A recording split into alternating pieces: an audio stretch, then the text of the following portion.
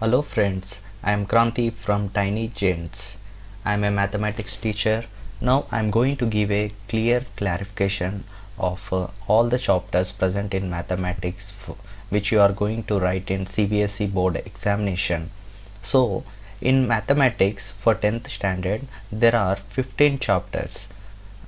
In that 15 chapters, now I will give a clear clarification of individual chapters, what is about the whole chapter and what you are going to do in that chapter.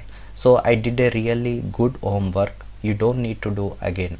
If you are really hurried to write the board examination and if you don't know where to study and nobody is going to help you, so you can open this video and you can have a clear clarification how this whole chapter works. So our first chapter is real numbers.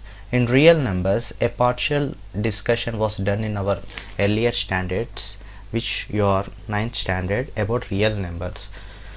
Further going deep into this topic, two very important properties of a real numbers are discussed in the first two sections, namely Euclid's division algorithm and fundamental theorem of arithmetic. So these are the two things you need to learn and you should have a clear understanding how these theorems work. Okay, now Euclid's division algorithm consists of a brief discussion about Euclid's division algorithm. So you need to understand what these two theorems are, and coming down you can understand that in our mathematics textbook there are mainly exercise 1.1, 1.2 and 1.3. in these three exercise, so first our exercise 1.1. in this exercise, to solve these problems students need to understand about theorems. Which theorems? This Euclid's division algorithm and Euclid division lemma. Okay, and lemma is a proven statement you are going to work on Euclid's.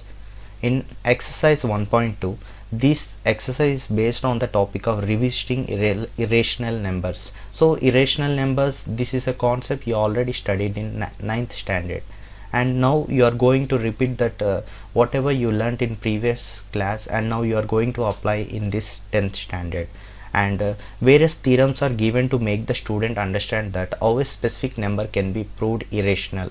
So in your mathematics textbook, which is given by NCERT, so you need to use the textbook. In the textbook several examples are given for this irrational numbers concept. And in exercise 1.3, this exercise is a very short exercise, consists of 3 questions only. Moving further to the next exercise, which is based on the topic revisiting rational numbers and their decimal expansions. These two topics, revisiting rational numbers and their decimal expansions, this is already you studied in earlier standard.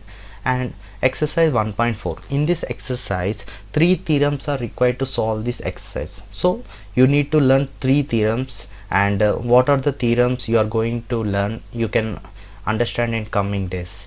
So now the student need to understand these theorems thoroughly. If you understand these theorems only, you can know and how to perform those solutions for the given questions in the textbook. You can clearly understand in exercise 1.4. okay, and at the end of the chapter, for recapitulation, means you need to collect all the points what you have learned earlier. So a summary of the chapter is provided, a clear summary, like all the points, all the important theorems, formulas will be present in the summary. Okay, this is about real numbers for chapter 1. Okay students, so these real numbers, it is given in the board examination for 6 marks. For 6 marks you need to understand how these all theorems and formulas work. Okay students, and we are going to discuss about chapter 2 in the next video. Thank you from Kranti Tiny Giants.